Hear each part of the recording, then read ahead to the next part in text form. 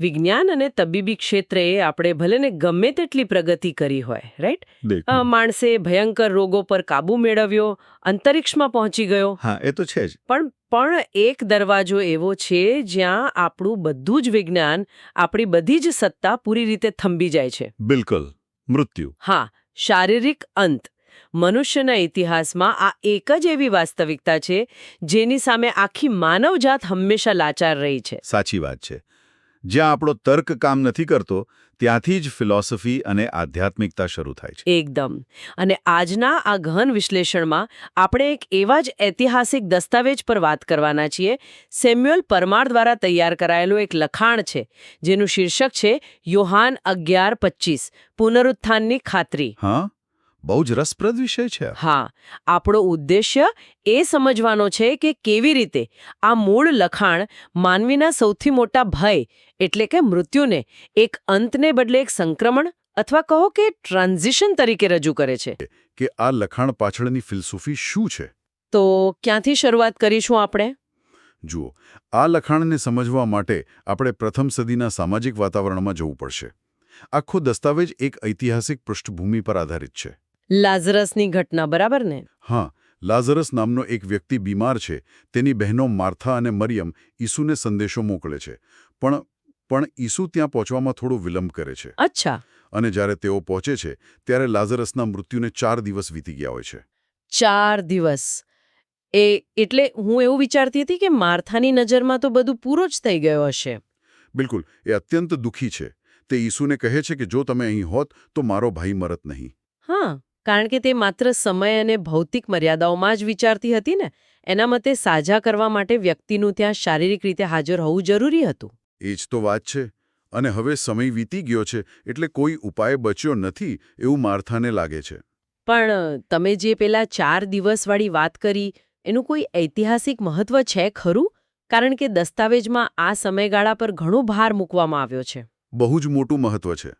પ્રથમ સદીના યહૂદી સમાજમાં એક માન્યતા હતી. કેવી માન્યતા?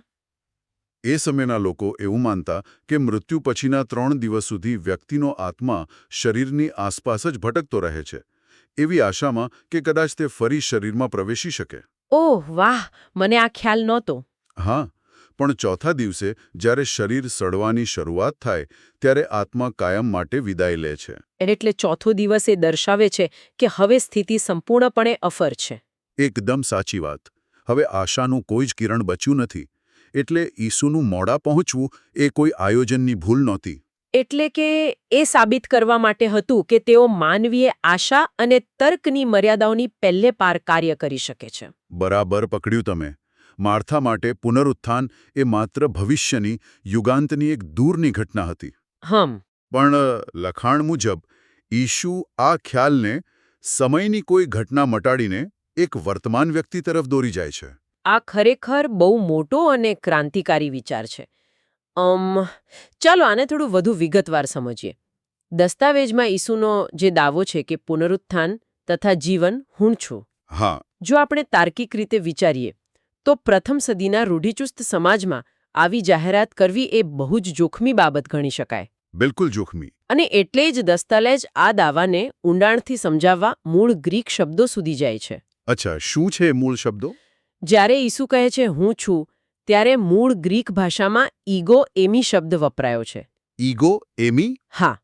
અને આ માત્ર રોજિંદા વ્યવહારમાં પોતાનો પરિચય આપવાની વાત નથી. યહૂદી સંસ્કૃતિમાં આ શબ્દો સીધા જૂના કરાર સાથે જોડાયેલા છે. એટલે પેલું ઈશ્વરે મૂસાને કહ્યું હતું એ હું જે છું તે છું. એકદમ સાચી વાત.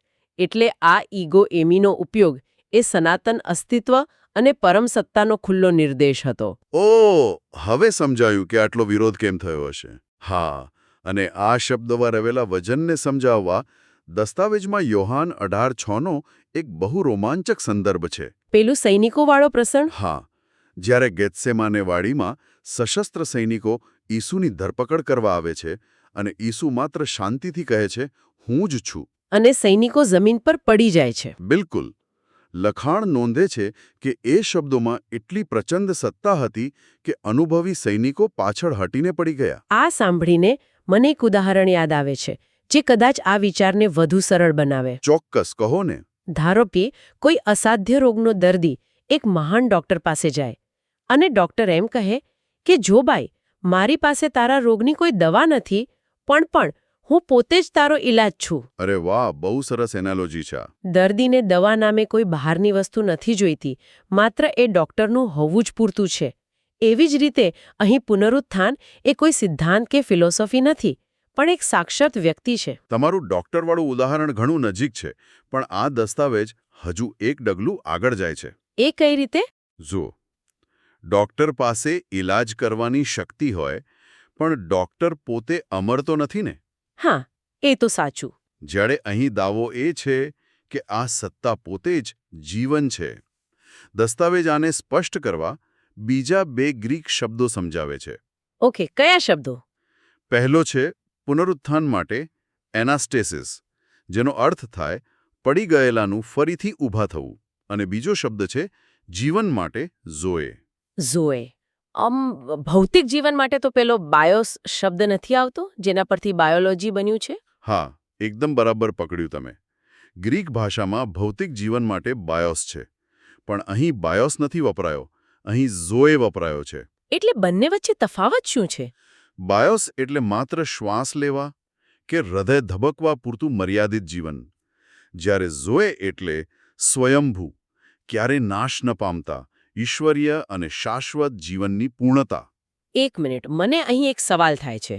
હા, પૂછો ને. જો પુનરુત્થાન એ કોઈ સિદ્ધાંત નથી, પણ એક જીવંત વ્યક્તિગત સત્તા છે, અને એ ઝોએ એટલે કે શાશ્વત જીવન આપે છે, તો સામાન્ય માણસ આની સાથે કઈ રીતે જોડાઈ શકે? બહુ જ અગત્યનો પ્રશ્ન.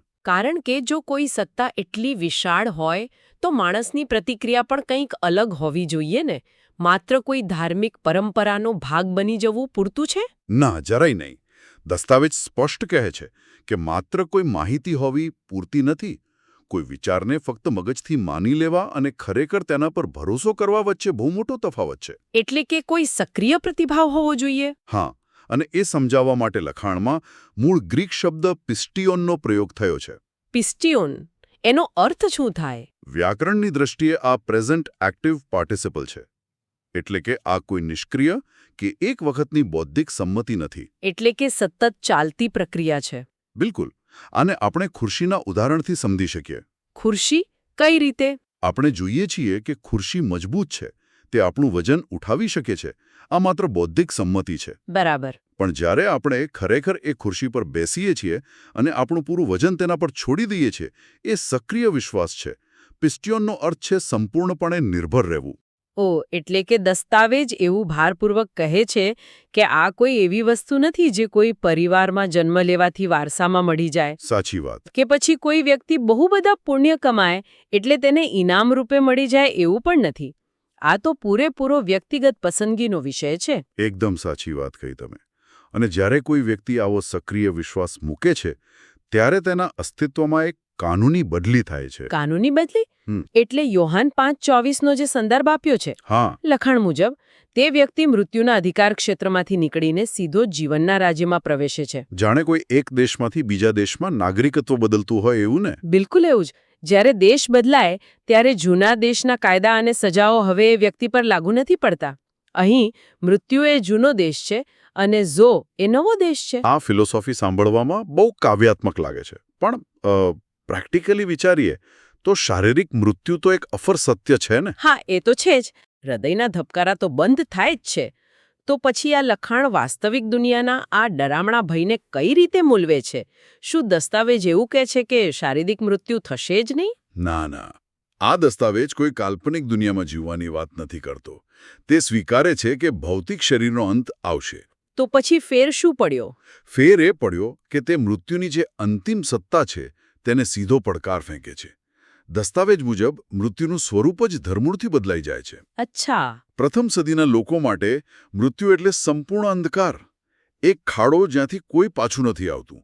પણ આ લખાણ કહે છે કે મૃત્યુ પાસે હવે એ અંતિમ શબ્દ બોલવાનો અધિકાર નથી રહ્યો.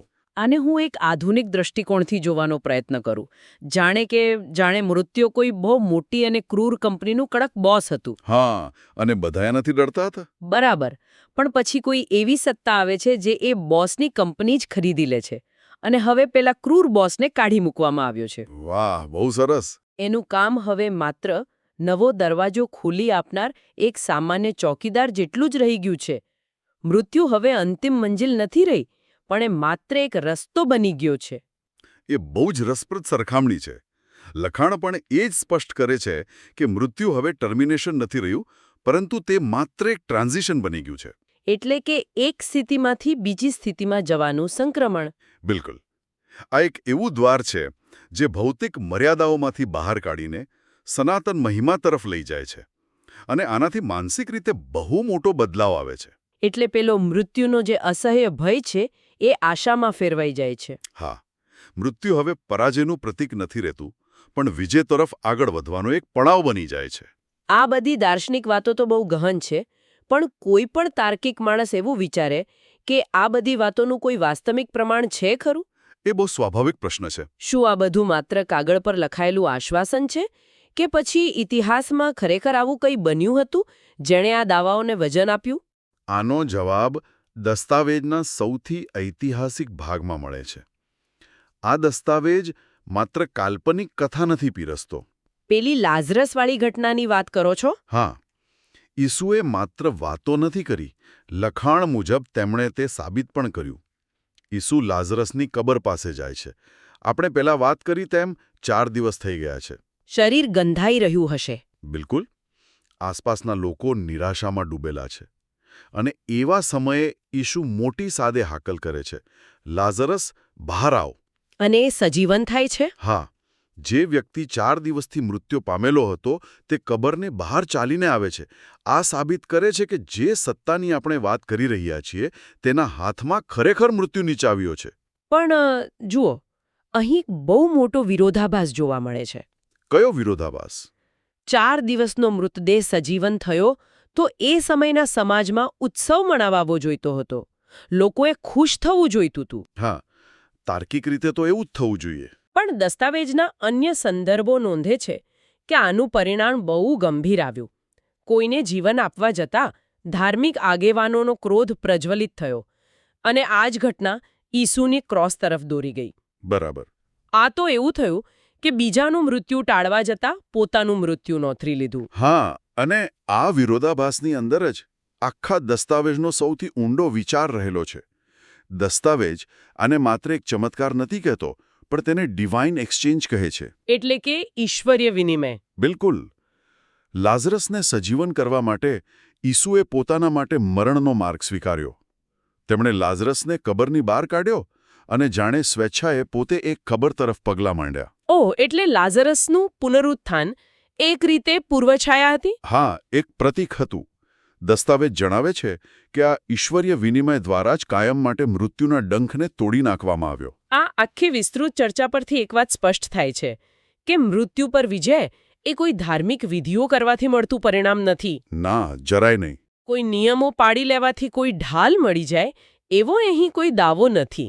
પણ આ તો એક જીવંત સત્તા સાથેના સંબંધનું ફળ છે. એકદમ સાચી વાત કહી. અને એ જ કારણસર દસ્તાવેજના અંતમાં કેટલાક બહુ જ ગંભીર પ્રશ્નો મૂકવામાં આવ્યા છે. કેવા પ્રશ્નો? લેખક પૂછે છે કે મૃત્યુ પછીના જીવન વિશેની આપણી વાસ્તવિક સમજણ શું છે? શું તે માત્ર એક અજાણ્યો ડર છે કે પછી તેમાં કોઈ આશા રહેલી છે? અને સૌથી અગત્યનો પ્રશ્ન, શું આપણે બધા માત્ર આ ક્ષણભંગુર જગતની ચિંતાઓ અને ભૌતિકવાદની દોડમાં જ અટવાયેલા છીએ કે પછી આપણા જીવનને કોઈ અનંતકાળના દૃષ્ટિકોણથી જોઈએ છીએ? આ પ્રશ્નો ખરેખર માનવ સ્વભાવને અરીસો બતાવે છે. આપણે ગમે તેટલા આધુનિક થઈ જઈએ, પણ અંદરથી તો એ જ ભયભીત મનુષ્ય છીએ. સાચી વાત છે. હવે જો આપણે આ દસ્તાવેજના મૂળ વિચારને પકડીએ કે મૃત્યુ હવે અંત નથી, પણ માત્ર એક સંક્રમણ છે, તો મારા મનમાં એક નવો જ વિચાર ઉદ્ભવે છે. કયો વિચાર? આ વાત દસ્તાવેજમાં સીધી રીતે નથી લખાઈ, પણ એમાંથી જ જન્મે છે. જરા કલ્પના કરો, જો કોઈ વ્યક્તિને સંપૂર્ણ ખાતરી થઈ જાય કે તેનું અનંત ભવિષ્ય સુરક્ષિત છે. હા. અને શારીરિક મૃત્યુ એ કોઈ ભયાનક દિવાલ નથી, પણ ખુલ્લો દરવાજો છે, તો શું આ વિચાર એ વ્યક્તિના વર્તમાન જીવનને ધરમૂળથી નથી બદલી નાખતો? બહુ જ ઊંડી વાત કરી તમે. જ્યારે બધું જ ગુમાવી દેવાનો ડર ગાયબ થઈ જાય, તો શું માણસ આજે આ જ ક્ષણે બમણી તાકાતથી નથી જીવી શકતો? બિલકુલ જીવી શકે. જો મૃત્યુનો ભય ન રહે તો કદાચ માણસ જીવનમાં મોટા જોખમો લઈ શકે, સમાજની પરવા કર્યા વગર નિસ્વાર્થ પ્રેમ કરી શકે. શું આવતીકાલની આ ખાતરી માણસને આજની ક્ષણને પૂરી રીતે જીવવા માટે મુક્ત નથી કરતી? આ એક બહુ જ શક્તિશાળી વિચાર છે. કદાચ મૃત્યુને એક આશાવાદી નજરે જોવાથી જ ખરા અર્થમાં ભયમુક્ત જીવન શરૂ થાય છે. સાચી વાત. તો બસ આ પ્રેરક વિચાર સાથે જ આપણા આજના આ ગહન વિશ્લેષણને આપણે અહીં જ અટકાવીએ. શ્રોતાઓને વિચારવા માટે ઘણું બધું મળી ગયું છે. ફરી મળીશું એક નવા વિષય અને નવા અભ્યાસ સાથે.